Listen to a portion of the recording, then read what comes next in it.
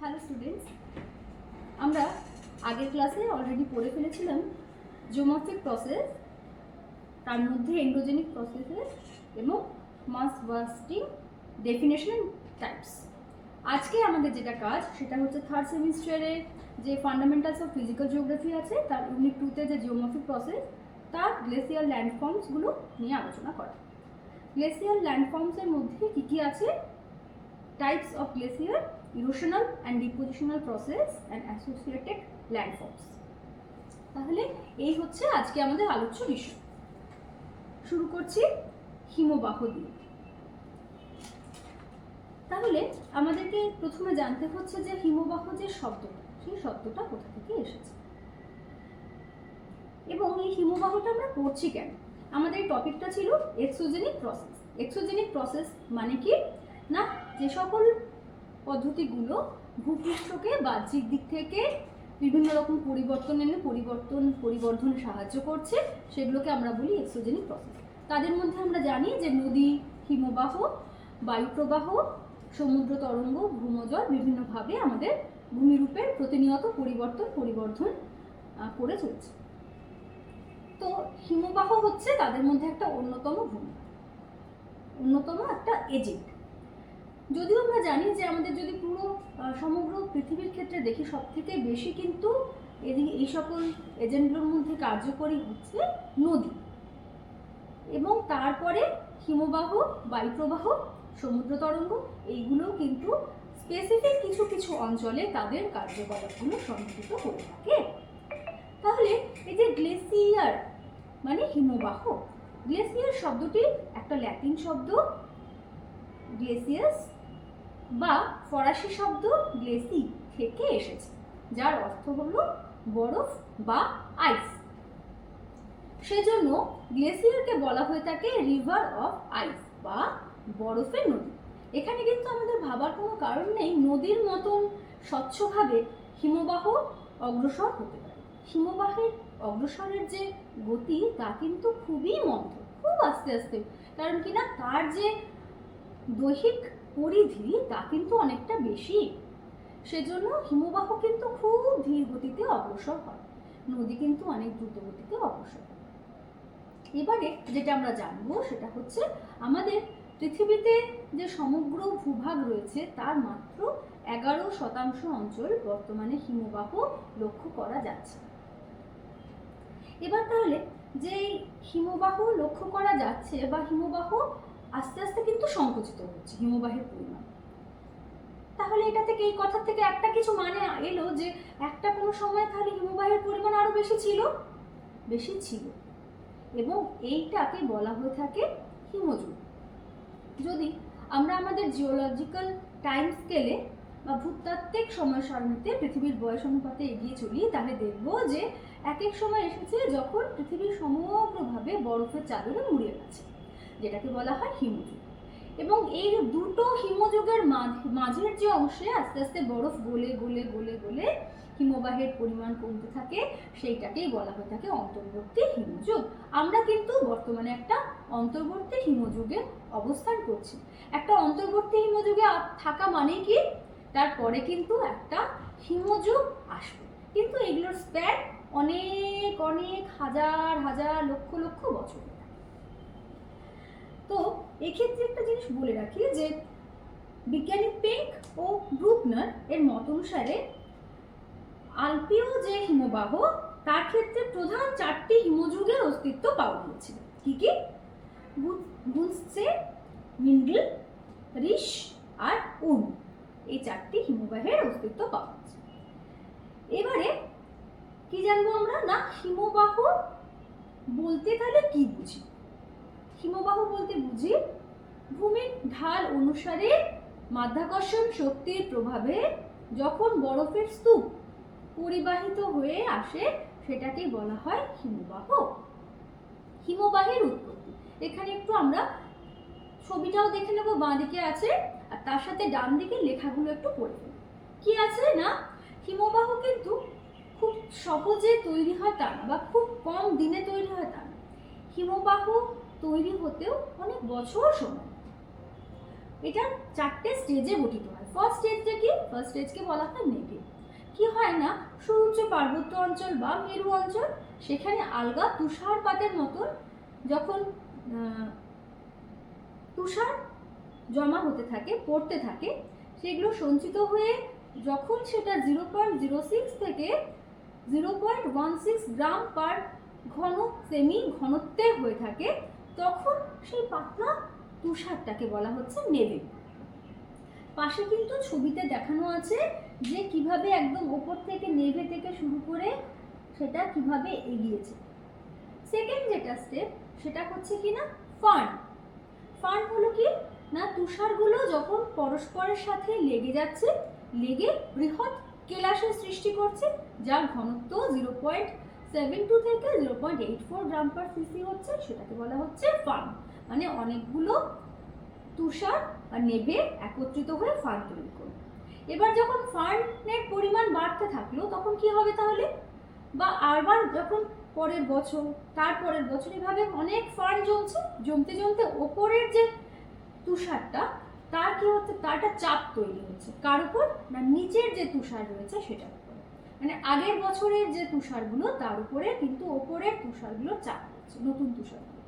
তাহলে পুরনো তুষারগুলো আস্তে আস্তে ওপরের চাপে একে অপরের সাথে সংঘবদ্ধিত হয়ে দৃঢ় একটা রূপদান করবে, যেটাকে বলা হচ্ছে বরফ। এবং এটার কালারটা অনেকটা হালকা নীল রঙের হয়ে থাকে, আর যার ঘনত্ব 0.9 গ্রাম পার সিসি হচ্ছে। কিন্তু এই যে অত্যধিক চাপ পড়ছে ওপর থেকে, তার ফলে অনেক সময় নিচের দিকের যে বরফ সেগুলো কিন্তু গলে যায়। পরবর্তীকালে আবার চাপ কিছুটা হ্রাস পেলে বরফটা আবার হিমবাহতে বা হিমে বা বরফে পরিণত হচ্ছে। মানে জল থেকে বরফ, বরফ থেকে জল, এইভাবে কন্টিনিউয়াস চলছে। এইভাবে যে পদ্ধতিটা গঠিত হচ্ছে সেই পদ্ধতিটাকে বলা হয় রিজেলেশন, এবং এভাবেই তৈরি হয়ে থাকে হিমবাহ। এবং পাশের ছবিটাতে আমরা যদি দেখি তাহলে কিন্তু আস্তে আস্তে কিভাবে হিমবাহ তৈরি হয়েছে সংঘবদ্ধ হয়ে হয়ে, সেটাকে বোঝানো হয়েছে ওপর থেকে নিচের দিকে যদি দেখি। এবার তাহলে আমাদের হিমবাহের প্রকারভেদ, আমাদের সিলেবাসে দেখেছি এটা, ক্লাসিফিকেশন অফ গ্লেসিয়ারটা আছে। 1943 সালে আলম্যানের দেওয়া হিমবাহের একটা ক্লাসিফিকেশন আমরা আজকে আলোচনা করছি। এটা মূলত কি অনুসারে না, হিমবাহটা কোথায় অবস্থিত তার উপর নির্ভর করে একে মূলত 3 ভাগে ভাগ করা হয়েছে। প্রথম পার্বত্য বা উপত্যকা হিমবাহ, দ্বিতীয় পাদদেশীয় হিমবাহ, তৃতীয় মহাদেশীয় হিমবাহ। নামগুলো শুনে কিছুটা আমরা বুঝতে পারছি। পার্বত্য বা উপত্যকা হিমবাহ বলতে কি বুঝছি না, হিমশীতল উচ্চ পার্বত্য অঞ্চলে উপত্যকার মধ্যে দিয়ে যখন হিমবাহটা প্রবাহিত হচ্ছে, সেই ধরনের হিমবাহকে উপত্যকা হিমবাহ বা পার্বত্য অঞ্চল দিয়ে প্রবাহিত হওয়ায় একে পার্বত্য হিমবাহ বলা হচ্ছে। যেমন ভারতের ক্ষেত্রে গঙ্গোত্রী, যমুনোত্রী, জেনু, সিয়াচেন আবার ভারতের মধ্যে বৃহত্তম পার্বত্য বা উপত্যকা হিমবাহ। আর পৃথিবীর বৃহত্তম উপত্যকা হিমবাহ বা পার্বত্য হিমবাহ হলো আলাস্কার হুবার্ড। নিচে আমাদের ছবি দেওয়া আছে, মাঝের ছবিটা দেওয়া আছে উপত্যকা হিমবাহ। এরপরে সেকেন্ড হচ্ছে পাদদেশীয় হিমবাহ। পাদদেশীয় হিমবাহ বলতে কি বুঝি, উপত্যকা হিমবাহ যখন আস্তে আস্তে পর্বতের ঢাল বেয়ে পাদদেশে নেমে চলে এসেছে, পাদদেশ পর্যন্ত বিস্তৃত হয়েছে, তখন সেটাকে আমরা বলছি পাদদেশীয় হিমবাহ। পৃথিবীর বৃহত্তম পাদদেশীয় হিমবাহ হলো আলাস্কার মালাস্পিনা হিমবাহ। নিচে যদি আমরা দেখে নিই, একদম ডান দিকের যে ছবিটা দেখো তোমরা, পর্বতের শিখর থেকে আস্তে আস্তে বরফগুলো নেমে নিচের দিকে চলে এসেছে এবং এখানে যখন সঞ্চিত হয়েছে বা এখানে অবস্থান করছে, তখন সেটাকেই কিন্তু পাদদেশীয় হিমবাহ বলছি। 3 নম্বর তাহলে মহাদেশীয় হিমবাহ। মহাদেশীয় হিমবাহ কি না, উচ্চ অক্ষাংশ যেখানে মহাদেশ জুড়ে হিমবাহ অবস্থান করতে পারে। কোথায় হতে পারে তাহলে এটা? নিশ্চয়ই উচ্চ অক্ষাংশ, মানে 90 ডিগ্রির কাছাকাছি। কে আছে, কোন মহাদেশ আছে 90 ডিগ্রির কাছে যেখানে সারা বছর বরফের আচ্ছাদন লক্ষ্য করা যায়? আন্টার্কটিকা মহাদেশ। তাহলে আন্টার্কটিকার মতন যখন সমগ্র মহাদেশ অঞ্চলটাই হিমবাহ দ্বারা আচ্ছাদিত থাকে, তখন সেটাকে বলা হচ্ছে মহাদেশীয় হিমবাহ। কিন্তু যদি পুরো মহাদেশ না থাকে বা এই হিমবাহের যে বিস্তৃতি তা যদি তুলনামূলক ছোট হয় তখন সেটাকে বলা হচ্ছে আইস ক্যাপ। আর পৃথিবীর যে বৃহত্তম মহাদেশীয় হিমবাহ সেটা হচ্ছে আন্টার্কটিকার ল্যাম্বার্ট হিমবাহ। একদম নিচের দিক থেকে বাঁ দিকের ছবিতে দেখতে পাচ্ছি আমরা যে একটা মহাদেশীয় হিমবাহ কিভাবে রয়েছে। তাহলে এই হয়ে গেল আমাদের 3টে প্রকার হিমবাহের ক্ষেত্রে। নেক্সট তাহলে এবার আমরা আরো কয়েকটা ইম্পর্টেন্ট টার্মস সম্পর্কে জেনে রাখবো। প্রথমে বলছি হিমরেখা কি। একটা নির্দিষ্ট উচ্চতার পরে কিন্তু বরফ জমতে শুরু হয়, তাই তো? তাহলে সেই উচ্চতাটাকে যদি আমরা একটা কাল্পনিক রেখা দ্বারা সীমান্ত করতে পারি তাহলে বলতে পারা যায় যে যে কাল্পনিক সীমারেখার উপরে সারা বছর বরফ জমে, একই রকম যে কাল্পনিক সীমারেখার নিচে কিন্তু সারা বছর বরফ থাকে না বা বরফ গলে জলে পরিণত হয়, সেই রেখাটাকেই বলা হচ্ছে হিমরেখা। এক্ষেত্রে কিন্তু সিজনাল চেঞ্জের সঙ্গে সঙ্গে সিজন চেঞ্জের সাথে সাথে কিন্তু হিমরেখার উচ্চতাগত পরিবর্তন ঘটে। একই রকম অক্ষাংশের পরিবর্তনের সাথে সাথে কিন্তু হিমরেখার উচ্চতার পরিবর্তন লক্ষ্য করা যায়। সেকেন্ড হচ্ছে হিমশৈল। মূল হিমবাহের যদি কিছুটা অংশ ভূমির ঢাল বরাবর নেমে চলে আসে মূল হিমবাহ থেকে বিচ্ছিন্ন হয়ে, তাহলে যে বরফের স্তূপটা নেমে এলো সেটা যখন পার্শ্ববর্তী জলের মধ্যে ভাসমান অবস্থায় থাকবে সেটাকে বলা হবে হিমশৈল, আইস বার্জ, মানে বরফের পাহাড়। এই যে আইসবার্গ কথাটা আমরা বা হিমশৈল কথাটা কিন্তু আমরা জানি, আমরা টাইটানিক জাহাজের কথা শুনেছি যে টাইটানিক জাহাজ কিন্তু এরকমই একটা হিমশৈলের সাথে ধাক্কা লেগে ভেঙে গিয়েছিল। তাহলে এই হিমশৈল কেন এতটা বেশি ক্ষতিকারক হতে পারে? তার কারণ হচ্ছে বরফের যে একটা নির্দিষ্ট নিয়ম রয়েছে, কিরকম না তার 9 ভাগের 1 ভাগ জলের উপরে থাকে, বাকি 8 ভাগ কিন্তু জলের মধ্যে নিমজ্জিত অবস্থায় থাকে। তাহলে আমরা উপর থেকে দেখতে পাচ্ছি শুধুমাত্র 1 ভাগ, সে তার নিচটা যে কতটা বিশাল তা কিন্তু ওপরটা দেখে আমরা বুঝতে পারছি না, মানে রূপটা আমরা বুঝতে পারছি না। এই জন্য হিমশৈল কিন্তু খুব ক্ষতিকর হয়ে থাকে জাহাজ, বড় বড় জাহাজের ক্ষেত্রে। এরপরে এলাম তাহলে 3 ধরনের ফাটল নিয়ে আমরা আলোচনা করব, যেগুলো কিন্তু আমাদের সিলেবাস অনুসারে খুবই গুরুত্বপূর্ণ: ক্রেভাস, বার্গস্ট্রুম আর র্যান্ড ক্ল্যাফট। তাহলে এই 3টে কি বাঁদিকে কিন্তু একটা ছবির মাধ্যমে দেখিয়ে দেওয়া হয়েছে, কোনটাকে ক্রেভাস বলছি, কোনটাকে বার্গস্ট্রুম বলছি, কোনটাকে র্যান্ড ক্ল্যাফট বলছি। তাহলে প্রথমে ক্রেভাস। ক্রেভাস কিভাবে সৃষ্টি হচ্ছে না, হিমবাহ যে পথে প্রবাহিত হয়েছে সেই প্রবাহের ঢালের যদি পরিবর্তন হয়, আমরা যদি বাঁদিকের ছবিটা দেখি, নিচের অংশ যেটা খয়েরি রং দিয়ে দেখানো হয়েছে সেটা হচ্ছে ভূমিভাগ, তার উপরে যেটা রয়েছে সেটা হচ্ছে হিমবাহ সাদাটা।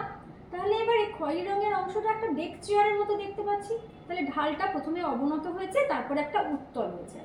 এই যে ঢালের পরিবর্তন, উত্তল যেখানে হয়েছে সেখানে যখন বরফটা তার উপর দিয়ে সজ্জায়িত হচ্ছে তখন কিন্তু ওইখানে একটা ফাটল বা দারণের সৃষ্টি হচ্ছে। তাহলে হিমবাহের প্রবাহের পথে ঢালের পরিবর্তন সৃষ্টি হলে পৃষ্ঠদেশে টান পড়ে এই ফাটলটা সৃষ্টি হয়, একে বলা হয়ে থাকে ক্রেভাস। উদাহরণ হিসেবে কি বলছি না, আমাদের পৃথিবীতে গভীরতম যে ক্রেভাস সেটা দেখা যায় কিন্তু ডেনম্যান হিমবাহে। আর এই যে ক্রেভাসগুলো, এগুলো যেমন আড়াআড়ি ভাবে হতে পারে, আবার এগুলো সমান্তরাল ভাবে হতে পারে, নির্ভর করছে কোন দিক থেকে টান পড়ছে। যদি দৈর্ঘ্য বরাবর টান পড়ে তাহলে আড়াআড়ি ভাবে সৃষ্টি হবে, আর যদি আড়াআড়ি ভাবে টান পড়ে তাহলে কিন্তু সমান্তরাল ভাবে এই ক্রেভাসগুলো সৃষ্টি হয়। আড়াআড়ি এবং সমান্তরাল যে ক্রেভাস পরস্পরকে যদি ছেদ করে তাহলে তাকে বলা হয় আইস পিনাকল। এ গেল এক ধরনের ফাটল। এবারে সেকেন্ড যে ফাটলটা, যেটাকে আমরা বলছি বার্গস্ট্রুম, জার্মান শব্দ বার্গস্ট্রুম থেকে এসেছে, যার মানে হচ্ছে পর্বতের গাত্রের ফাটল। এই ফাটলটা কিভাবে সৃষ্টি হচ্ছে না, চলনশীল বরফ আর পর্বত গাত্রের মধ্যে সঞ্চিত কঠিন যে বরফ, সেই দুটো বরফের মধ্যে যখন ফাটল সৃষ্টি হবে তখন সেটাকে বলা হয়ে থাকে বার্গস্ট্রুম। আমরা ছবিটা দেখতে পাচ্ছি বরফের মধ্যে একটা সরু নীল মতো অংশ ওপর থেকে নিচ পর্যন্ত দেখতে পাচ্ছি। সেখানে একদম তাহলে আমরা কি জানতে পারলাম, বার্কস্ট্রুম কিন্তু মস্তক থেকে তলদেশ পর্যন্ত বিস্তৃত থাকে। তাহলে এটা কিন্তু খুব ক্ষতিকারক হতে পারে পর্বতারোহীদের জন্য। কেন না, এরপরে যখন হয়তো পাতলা একটা ফার্ন বা নেভের স্তর পড়লো ওই বরফের ওই যেখানে বার্কস্ট্রুম রয়েছে তার উপর দিয়ে, তাহলে কি হতে পারে, আমরা যারা পর্বতারোহী তারা ওর উপর দিয়ে যখন যাবে তখন কিন্তু ওই ফাটল সম্পর্কে তারা ওয়াকিবহাল হতে পারছে না, বুঝতেই পারছে না। তখন অনায়াসে ওটা দিয়ে তারা বরফের মধ্যে ঢুকে যাবে এবং প্রাণহানি হতে পারে বা হবে। এই জন্য এটাকে কিন্তু মৃত্যুফাদও বলা হয়ে থাকে। এই মৃত্যুফাদ আমরা না, প্রকৃতি তৈরি করে রেখেছে কিন্তু মানুষের জন্য, বা প্রকৃতির জন্য বলতে পারি। থার্ড যেটা, সেটা হচ্ছে র্যান্ড ক্ল্যাপ। আচ্ছা, এর মধ্যে বলে নিই একটু যে বার্কস্ট্রুম যখন আমরা পড়লাম, বার্কস্ট্রুমকে আবার ফরাসি ভাষায় বলা হয় রিমে। নেপালে লোৎসে একটা পর্বতশৃঙ্গ রয়েছে যার পাদদেশে বিশাল আকৃতির বার্কস্ট্রুম লক্ষ্য করা যায়। এরপরে আছে তাহলে র্যান্ড ক্ল্যাপ। এটাও কিন্তু যথেষ্ট ক্ষতিকর বা ডেঞ্জারাস। কেন কিনা, এই যে ফাটলটা সেটা সৃষ্টি হচ্ছে পর্বত গাত্র আর যেখান থেকে হিমবাহ সৃষ্টি হয়েছে সেখানে, মানে হিমবাহের আস্তরণ আর যেখানে পর্বত গাত্র শেষ হয়েছে সেই যে মাঝখানে ফাটলটা, সেখানটাকেই বলা হচ্ছে র্যান্ড ক্ল্যাপ। এর ফলে এটাও কিন্তু খুবই দুর্গম একটা ফাটল সৃষ্টি করছে। এই ক্ষেত্রেও পর্বতারোহীদের কিন্তু বিভিন্ন বাধা বিপত্তির সম্মুখীন হতে হচ্ছে। নেক্সট, তাহলে এবারে আসছে হিমবাহের কাজ। আমরা যে কোনো বাহ্যিক গতি বা বাহ্যিক শক্তি যেগুলো নিয়ে পড়েছি, প্রত্যেকটা শক্তির কিন্তু 3 ধরনের কাজ থাকে: ক্ষয় কাজ, বহন কাজ, সঞ্চয় কাজ। ক্ষয়, যখন সে যৌবন পর্যায়ে থাকে তখন তার ক্ষয় করার ক্ষমতা থাকে, ক্ষয় করতে পারে। ক্ষয় যখন অনেকটা হয়ে যায় তখন সে ঢাল বরাবর অগ্রসর হওয়ার সময় সেই ক্ষয়িত পদার্থকে কিছুটা দূর নিয়ে যেতে পারে, সেটাকে বহন বলা হয়। আর যেখানে নিয়ে যাওয়ার ক্ষমতা শেষ হয়ে যায়, বার্ধক্য পর্যায়ে, যেখানে অবধি নিয়ে গিয়ে ও ডিপোজিট করে দেয়, ফেলে দেয়, সেটাকেই বলা হয়ে থাকে সঞ্চয়। তাহলে যে কোনো ভূমিভাগের ক্ষেত্রে আমরা ক্ষয়, বহন, সঞ্চয় কাজ দেখতে পাই। এবার আজ কিন্তু আমাদের সিলেবাসের অনুসারে যে হিমবাহের কাজ সেগুলো আমরা পড়ছি। হিমবাহ ক্ষয় করে তখন মূলত 2টো পদ্ধতিতে ক্ষয় বেশি করে করে। একটা হচ্ছে উৎপাটন, একটা হচ্ছে অবঘর্ষ। উৎপাটন বলতে কি বুঝছি? উৎপাটন ওয়ার্ডটাতেই আমরা বুঝতে পারছি কিছু একটা তুলে নেওয়া হঠাৎ করে, প্লাকিং। কে প্লাক করছে? হিমবাহ যখন তার পর্বত গাত্র বরাবর অগ্রসর হওয়ার সময় হিমবাহের চাপে পর্বত গাত্র থেকে যে সকল পদার্থগুলো উৎপাটিত হচ্ছে হিমবাহের চাপে, হিমবাহের আকর্ষণে, সেটাকেই বলা হচ্ছে উৎপাটন। এর ফলে বিভিন্ন রকমের ভূমিরূপ গঠিত হয়, যেগুলো আমরা পরে আলোচনা করব। সেকেন্ড যে কাজটা সেটা হচ্ছে অবঘর্ষ। অবঘর্ষ কি? হিমবাহ যখন অগ্রসর হচ্ছে, হিমবাহের মধ্যে বা হিমবাহের নিচে উৎপাটিত পদার্থ সেগুলো অলরেডি স্টাক করে গেছে, লেগে গেছে। এবার ও যখন অগ্রসর হওয়ার সময় কি হচ্ছে না, আঁচড়ের মতো দাগ কেটে কেটে অগ্রসর হচ্ছে। ওই প্রস্তরখণ্ড পাথরগুলো দ্বারা ভূমিভাগের ওপর দিয়ে অগ্রসর হওয়ার সময় ভূমিভাগের ওপরে যে আঁচড় কাটা দাগের সৃষ্টি হচ্ছে সেটাকেই বলা হয় অবঘর্ষ প্রক্রিয়া। এর ফলেও বিভিন্ন ধরনের ক্ষয়জাত ভূমিরূপ সৃষ্টি হয়ে থাকে। তাহলে এবারে হিমবাহের ক্ষয়ের ফলে যে গঠিত ভূমিরূপ সেগুলো আমরা একটু করে দেখে নিই। প্রথমেই আসে সবথেকে ইম্পর্টেন্ট বা সবথেকে সহজে বলতে পারি আমরা করি বা সার্ক। করি বা সার্ক বলতে আমরা তাহলে কি বুঝি? উচ্চ পার্বত্য অঞ্চলে হিমবাহের প্রবাহের পথে উৎপাটন, অবঘর্ষ উভয় প্রক্রিয়ার ক্ষয়ের ফলে যখন হাতলযুক্ত ডেক চেয়ারের মতো দেখতে ভূমিরূপ গঠিত হয়, সেটাকে বলা হচ্ছে কিনা করি বা সার্ক। আমরা যদি বাঁ দিকের ছবিটা একটু দেখি তাহলে দেখতে পাচ্ছি যে শিরার মতন আছে এবং মাঝখানটা অবতল মতন একটা অংশ, আবার একদম থ্রেশহোল্ড শেষের দিকটাতে আবার একটু উত্থিত অংশ রয়েছে। মানে যে চেয়ারগুলো হয় ডেক চেয়ার, সেই ডেক চেয়ার মানে, এবং এই ডেক চেয়ার বলেই কিন্তু এই সার্কের ক্ষেত্রে যে অংশগুলো দেখতে পাওয়া যায় তাকে 3 ভাগে ভাগ করা হয় আর 3টে অংশ লক্ষ্য করা যায়। মস্তক দিকের যেটা সেটা হচ্ছে মস্তক পৃষ্ঠ, মাঝেরটা অবতল অংশ যেটা সেটা হচ্ছে মধ্যবেশী, এবং সম্মুখবর্তী যে অংশটা সেটাকে বলা হয় প্রান্তভাগের চৌকাঠ। 1823 সালে বিজ্ঞানী সার্পেন্টিয়ার সর্বপ্রথম এই সার্ক শব্দটি ব্যবহার করেছিলেন। আন্টার্কটিকার ওয়ালকাট সার্ক পৃথিবীর বৃহত্তম সার্ক হিসেবে পরিচিত।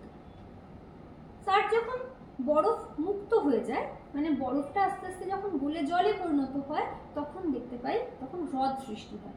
একদম উপরে বাঁ দিকে সার্কের যে ছবিটা আছে সেখানে দেখতে পাচ্ছি নীল রঙের যে একটা গর্তম বা নীল রঙের জলাকার জল জমে থাকা অংশ, যেটা হচ্ছে একটা হ্রদ। এই ধরনের হ্রদকে কি বলবো? করির ভূমিরূপের মধ্যে সৃষ্ট যেহেতু করিহ্রদ বা টার্ন হ্রদ। হিমাচল প্রদেশের চন্দ্রতাল হচ্ছে এই ধরনের একটি হ্রদের উদাহরণ। করি বা সার্ককে বিভিন্ন দেশে কিন্তু বিভিন্ন নামে ডাকা হয়ে থাকে। যেহেতু এটা বললাম সব থেকে বেশি লক্ষ্য করা যায় এই ধরনের ভূমিরূপ, তাই জন্য প্রত্যেকেই নিজেরা ভালোবেসে বিভিন্ন রকমের নাম দিয়ে ফেলেছে। যেমন ফ্রান্সে একে বলছে সার্ক, স্কটল্যান্ডে বলছে করি, জার্মান যারা তারা বলছে কার, নরওয়েতে বন, প্রভৃতি বিভিন্ন জন বিভিন্ন নামে তাদেরকে আপন করে নিয়েছে। নেক্সট যে ভূমিরূপ সেটা হচ্ছে এরিটেড বা অ্যারিড। এটা কি হলো না, উপরের যে বাঁ দিকের ছবিতে আমরা দেখতে পাচ্ছি দুটো কিন্তু সার্ক আছে দুপাশ থেকে, তাই তো? মাঝে একটা উঁচু অংশ আর দুপাশ থেকে দুটো সার্ক। তাহলে আমরা যদি ভাবি দুপাশ থেকে দুটো সার্ক এসে মিট করে, তাহলে মাঝের অংশ মাঝের যে মাথাটা সেটা হচ্ছে তীক্ষ্ণ একটা অংশ থাকবে, আর ওদের যেই জায়গাটা ওরা মিট করবে সেখানে একটা প্রাচীর মতো অংশ দেখতে পাওয়া যাবে।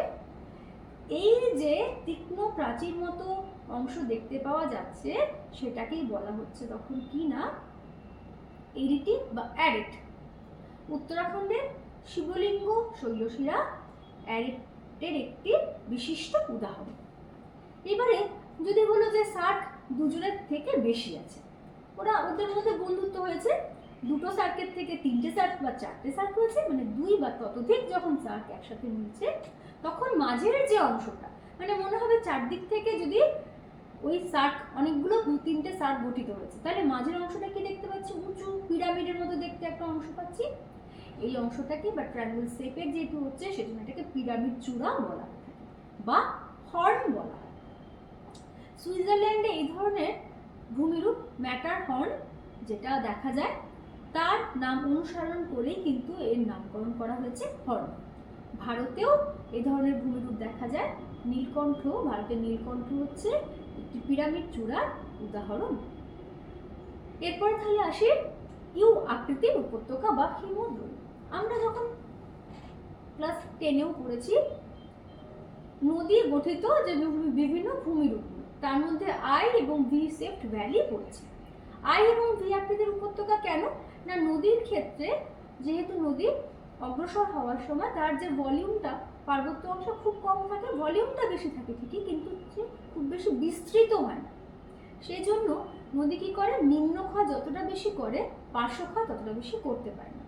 শুধু যদি নিম্নক্ষয় হয় তখন তাকে সেখানে শুষ্ক অঞ্চলে আই আকৃতির উপত্যকা দেখি, আবার যেখানে আর্দ্র অঞ্চল সেখানে নিম্নক্ষয়ের সাথে কিছু কিছু পার্শ্বক্ষয় হয়, সেখানে তখন দেখতে পাই ভি আকৃতি। কিন্তু এবারে আসলাম আমরা হিমবাহের ক্ষেত্রে। হিমবাহের কিন্তু বিস্তৃতি অনেকটা বেশি এবং পুরোটাই বলতে গেলে একই রকম একটা অংশ নিয়ে অগ্রসর হচ্ছে।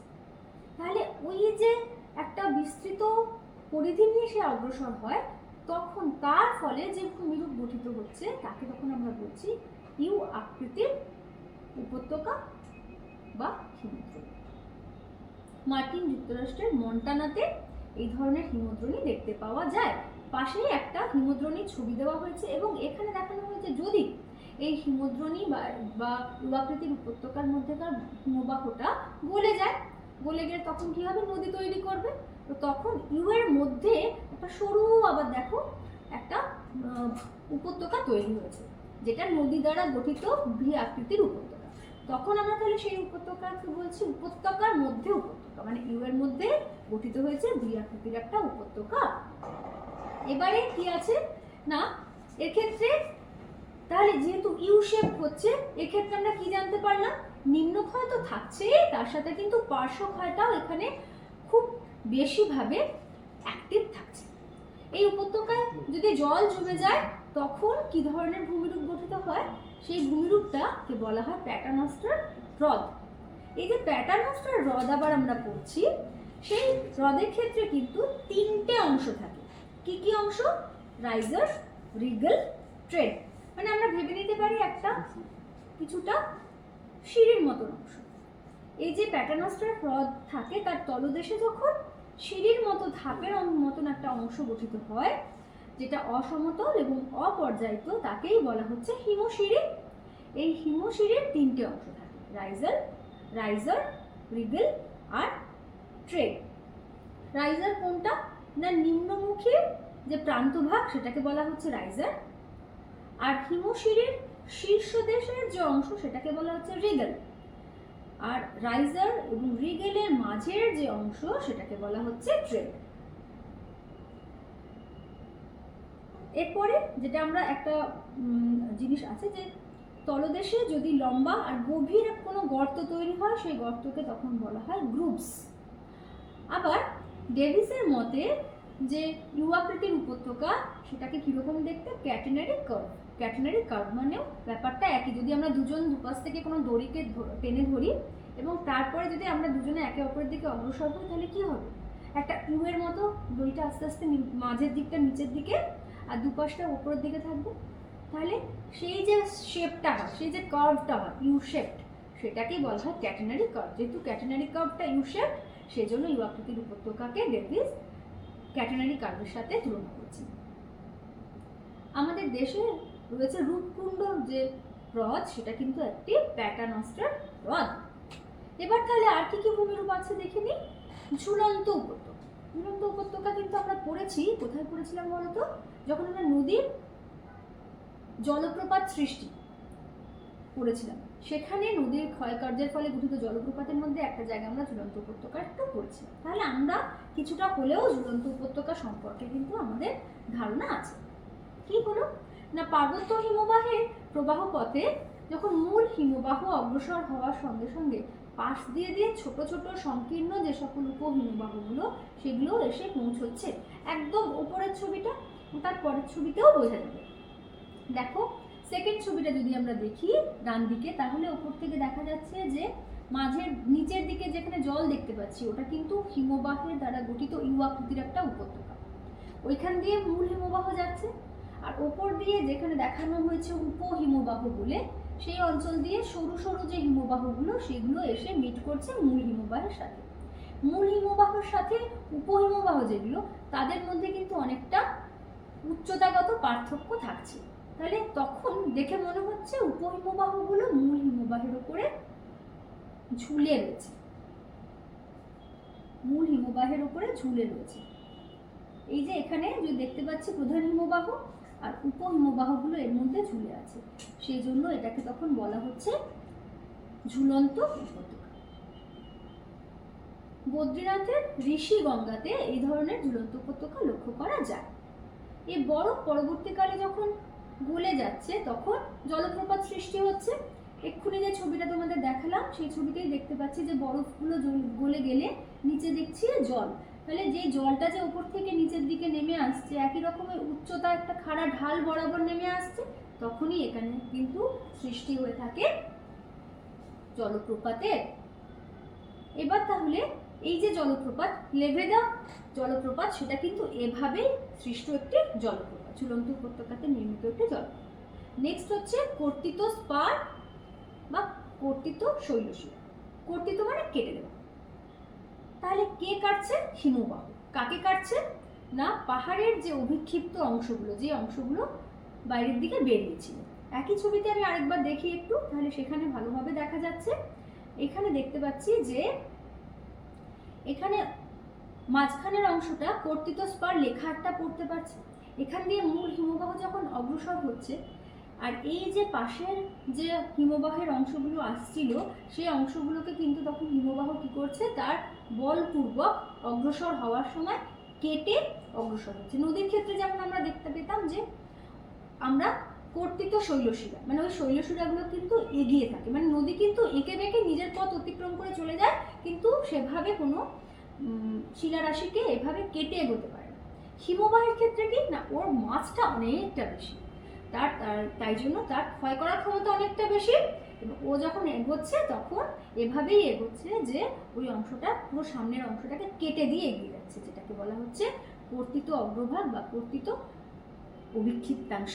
ক্যালিফোর্নিয়া ব্রাইডাল ওয়েল জলপ্রপাতের একটি পাশে এই ধরনের কর্তিত স্পার কিন্তু দেখা যায়। নেক্সট হচ্ছে রসেমাতানি।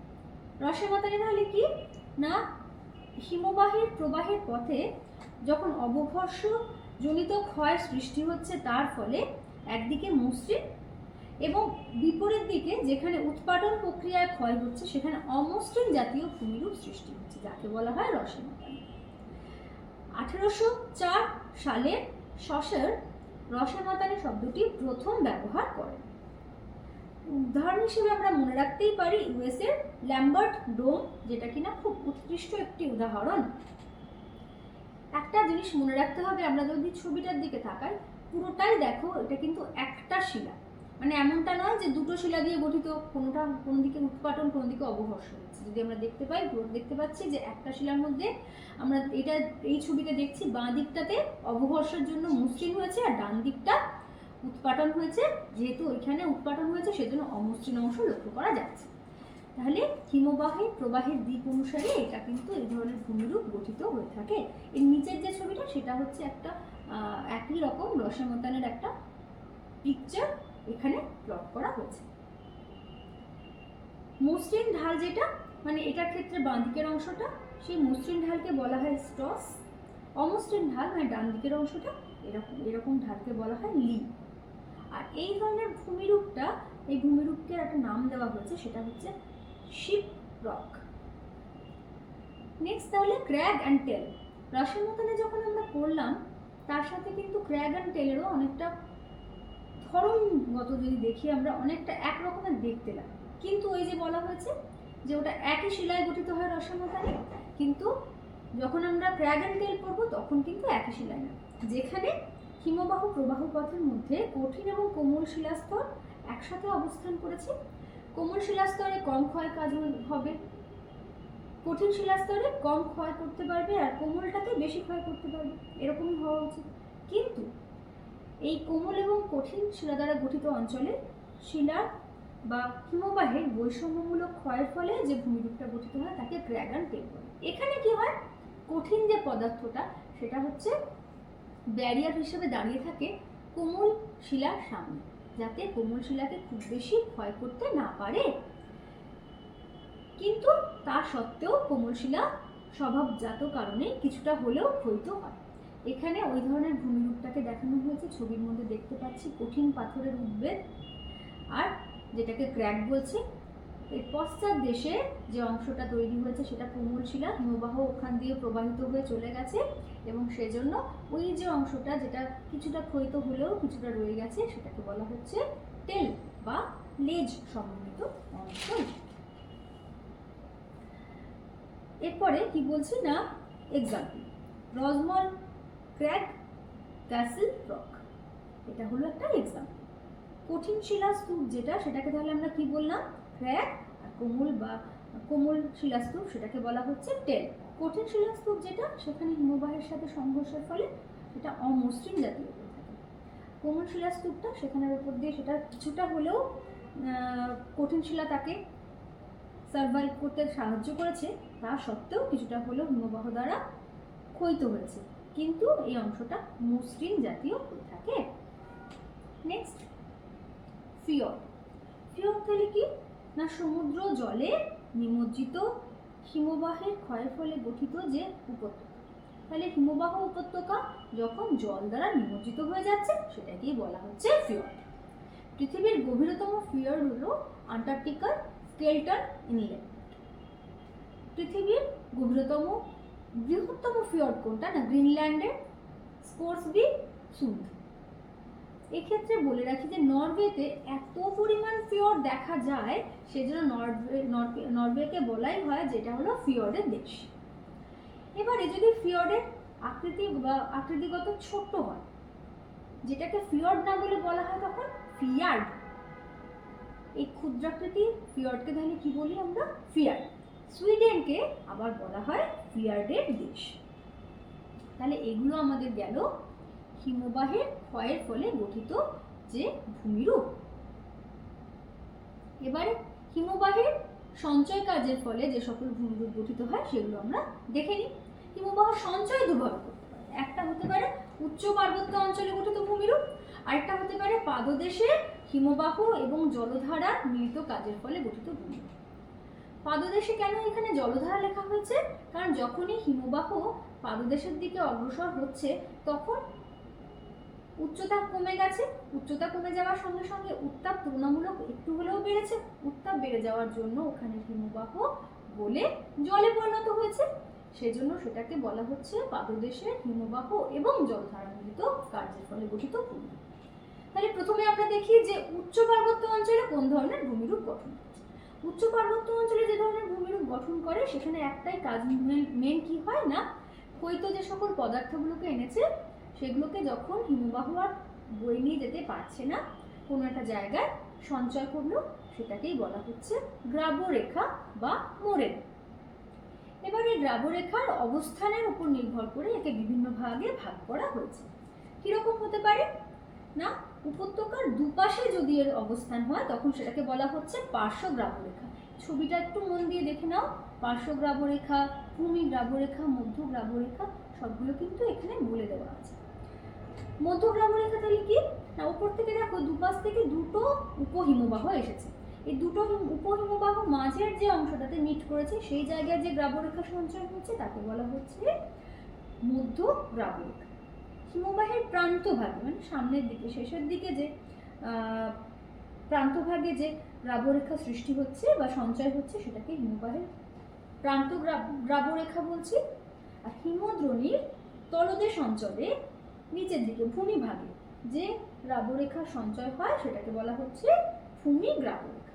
এই চারটে কিন্তু মূলত প্রধান। এছাড়াও হিমাবদ্ধ গ্রাবরেখা, হিমতল গ্রাবরেখা, রোজেন গ্রাবরেখা, ইন্টারলোবেট গ্রাবরেখা প্রভৃতি ধরনেরও গ্রাবরেখা হয়ে থাকে। এবার যেটা জানার সেটা হচ্ছে যে এই যে মোরেন শব্দটা প্রথম কে আবিষ্কার করলেন বা প্রথম কে দিলেন তার নাম, 1841 সালে কার্পেন্টিয়ার প্রথম মোরেন শব্দটি ব্যবহার করেছিলেন। আর আমাদের যে তিস্তা নদী রয়েছে সেই তিস্তা নদীর অববাহিকাতে কিন্তু প্রচুর গ্রাবরেখার সঞ্চয় লক্ষ্য আমরা করতে পারি। তাহলে এই গেল আমাদের উচ্চ পার্বত্য অঞ্চলে গঠিত প্রধান সঞ্চয়জাত ভূমি। নেক্সট কি না, পর্বতের পাদদেশীয় অঞ্চল, তাহলে হিমবাহ এবং জলধারা একসাথে যে সঞ্চয় কাজ করছে তার ফলে যে সকল ভূমিরূপ গঠিত হচ্ছে সেগুলোকে আবার গ্লেসিও ফ্লুভিয়াল ডিপোজিটও বলা হয়। কেন গ্লেসিও ফ্লুভিয়াল বলা হচ্ছে? এখানে নদী এবং হিমবাহ একসাথে কাজ করছে সেই হিসেবে। জলধারায় পরবর্তীকালে যেহেতু নদীতে পরিণত হয়, যেগুলো বরফ গলা জলে পুষ্ট নদী, সেগুলো এখান থেকে সৃষ্টি হয়, তো এই জন্য এটাকে গ্লেসিও ফ্লুভিয়াল ডিপোজিটও বলা হচ্ছে। প্রথমটাই কি না, ড্রামলিন। ড্রামলিনের ছবিটা তাহলে আমরা একটু দেখে নিই। এবার তাহলে ড্রামলিন বলতে আমরা কি বুঝি?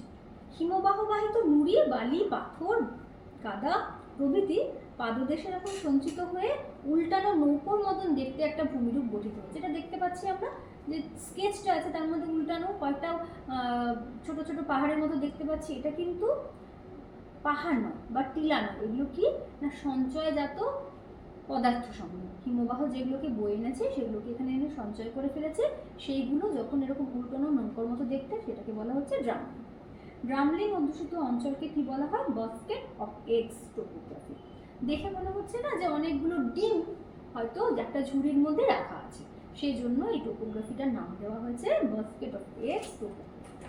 জেমস ব্রাইস 1833-তে ড্রামলিন শব্দটি প্রথম ব্যবহার করেন। আমরা এক্সাম্পল হিসেবে পড়ে নিতে পারি বস্টনের স্পেকটেকল ড্রামলিনের কথা। নেক্সট আমরা আসছি আগামুখ। আগামুখ কাকে বলছে না, যখন আগামুখ বলতে আমরা কি বুঝছি? হিমবাহের সঞ্চয় পথে বড় পাথর যদি কোনো সঞ্চিত হয় তখন সেটাকে বলা হচ্ছে আগামুখ। এখানে দেখানো হয়েছে দুটো কি তিনটে বড় বড় পাথর, কিন্তু তার পার্শ্ববর্তী অঞ্চল যদি আমরা দেখি এখানে কিন্তু আর কোনো এরকম বড় পাথরের সঞ্চয় দেখতে পাচ্ছি না, এইগুলো কিন্তু এক্সেপশনাল।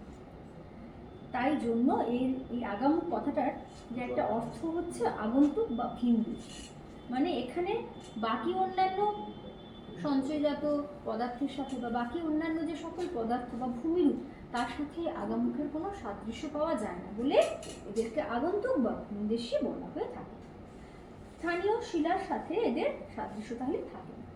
আমাদের কাশ্মীরের পেহেলগাঁওতে এরকম বহু আগামুখের সন্ধান আমরা পেতে পারি। নেক্সট হচ্ছে এস্কার। এস্কার বলতে কি বুঝি না, উঁচু পার্বত্য অঞ্চলের মধ্যে দিয়ে পাদদেশে যখন সঞ্চিত শৈলশিরার মতন দেখতে ভূমি, তাহলে উঁচু পার্বত্য অঞ্চলে যে যখন হিমবাহ এবং হিমবাহ গলা জল বেরিয়ে আসছে এবং তার যে সকল পদার্থগুলোকে নিয়ে আসছে সেগুলো আঁকা বাঁকা শৈলশিরার মতন একটা অবস্থান যদি করে, তখন সেটাকে আমরা বলে থাকি যে এস্কার। এস্কার এখানে একটা ছোট্ট করে দেখানো আছে, আমরা দেখতে পাচ্ছি। এরপরে আছে বহির্বিধৌত সমভূমি। এস্কারের ক্ষেত্রে একটা জিনিস বলি, একটা উদাহরণ আমরা পড়ে রাখবো, ফিনল্যান্ডের পুরকাহারু, এটা হলো এস্কারের একটা উদাহরণ। নেক্সট হচ্ছে বহির্বিধৌত সমভূমি। পর্বতের পাদদেশে হিমবাহবাহিত নুড়ি, পাথর, কাদা, বালি প্রভৃতি জমা হয়ে যে বিশাল একটা সমতল ভূমি তৈরি হয়েছে সেটাকেই বলা হচ্ছে বহির্বিধৌত সমভূমি। এখানে টোটাল যে সমভূমিটা আমরা দেখতে পাচ্ছি সামনের দিকের অংশটাকে, সেটাকেই বলা হচ্ছে বহির্বিধৌত সমভূমি। আইসল্যান্ডে একে আবার স্যান্দুর বলে থাকে। কানাডা ও মার্কিন যুক্তরাষ্ট্রে প্রচুর পরিমাণে বহির্বিধৌত সমভূমির প্রাধান্য লক্ষ্য করতে পারা যায়। এবারে আসছি ভ্যালি ট্রেন্ড। এখানে প্রত্যেকটা ছবি, এই ছবির মধ্যে কিন্তু প্রত্যেকটাকে ডিমার্কেট করা আছে ভূমিরূপগুলো, আমরা তার জন্য ছবিটাকে বড় করে রেখেছি, তোমরা কিন্তু দেখে নিও। ভ্যালি ট্রেন্ড বহির্বিধৌত সমভূমির মধ্যে যখন বিনুনি আকৃতির নদী বিন্যাস লক্ষ্য করা যায়, তার ফলে যে ভূমিভাগের মধ্যে যে বিচ্ছিন্নতা লক্ষ্য করছি বা ব্যবচ্ছিন্ন ভূমিরূপ লক্ষ্য করছি সেটাকেই বলা হচ্ছে ভ্যালি ট্রেন্ড। এখানে আমরা কিন্তু দেখতেই পাচ্ছি বহির্বিধৌত সমভূমির মধ্যে দিয়ে কয়েকটা নদী গেছে, তাই না? তাহলে এই নদীগুলো যাওয়ার ফলে টোটাল যে ল্যান্ডটা ছিল ল্যান্ডটাকে কয়েকটা ভাগে ভাগ করে দিল, এটাকেই বলা হচ্ছে ভ্যালি ট্রেন্ড। দক্ষিণ আলাস্কার ভ্যালি ট্রেন্ড হচ্ছে একটি উল্লেখযোগ্য উদাহরণ। এবারে আছে কেম। কেম কি না, হিমবাহের পাদদেশে যখন হিমবাহ পদার্থগুলো বয়ে নিয়ে আসার পরে যখন ঢালের পরিবর্তন হলো, তখন কিন্তু সেই পদার্থগুলোকে ও আর বয়ে নিয়ে যেতে পারছে না, তখন ঢালের যেখানে পরিবর্তন হলো সেই সমতলের কাছে এসে ও কিন্তু ডিপোজিট করে দিল। এই ডিপোজিটের ফলে পলি বালি পাথর দ্বারা ত্রিকোণাকৃতি যে ভূমিরূপ তৈরি হচ্ছে, আমরা এখানে দেখতে পাচ্ছি কেম লেখা আছে, ব্রাউন কালার দিয়ে ট্রায়াঙ্গেল শেপের কয়েকটা ছোট ছোট ছবি আছে, সেগুলো হচ্ছে তাহলে কেম। দক্ষিণ অন্টারিওতে ফন্টহিল একটা কেমের এক্সাম্পল। আর একটা আছে সেটা হচ্ছে কেটল। কেটল কি না, বহির্বিধৌত সমভূমি বরফের যে চাইগুলো থাকছে সেগুলো যখন সরে যাচ্ছে বা গলে যাচ্ছে, তার ফলে কি হলো, বরফের জায়গাটা গলে জল অপসারিত যদি হয়ে যায়, তাহলে সেই জায়গাটা একটা ফাঁকা অবনত অংশ দেখতে পাচ্ছি, সেটাকেই তখন বলা হচ্ছে কেটল। আর কেটল যখন জল দিয়ে পূর্ণ থাকছে তখন সেটাকেই বলা হবে কেটল হ্রদ। স্কটল্যান্ডের ওটনি দ্বীপে আমরা এরকম কেটল এবং কেটল হ্রদের উদাহরণ দেখতে পাই। তাহলে এইগুলো হলো আমাদের মূলত ভ্রমজলের দ্বারা মূলত হিমবাহের ক্ষয় এবং সঞ্চয়ের ফলে গঠিত ভূমি। তোমাদেরকে যেটা আবারও মনে করিয়ে দেব, তোমরা যখনই প্রাকৃতিক ভূগোলের অংশগুলো পড়বে তখন কিন্তু তার সাথে সাথে ছবি আঁকাগুলো খুব ভালো করে প্র্যাকটিস করবে আর উদাহরণগুলো একটু পড়ে নেবে। এই ক্ষেত্রেও কিন্তু সেভাবেই করা আছে, খুব প্রিসাইজলি ডেফিনেশন, এক্সাম্পল আর তার ছবিটা দেওয়া আছে। তোমরা কিন্তু যদি একটু ফলো করো, আশা করছি তোমাদের এটা কাজে লাগবে। আবার দেখা হবে অন্য কোনো টপিক নিয়ে, আমাদের আবারও দেখা হবে। আজকে এই পর্যন্তই।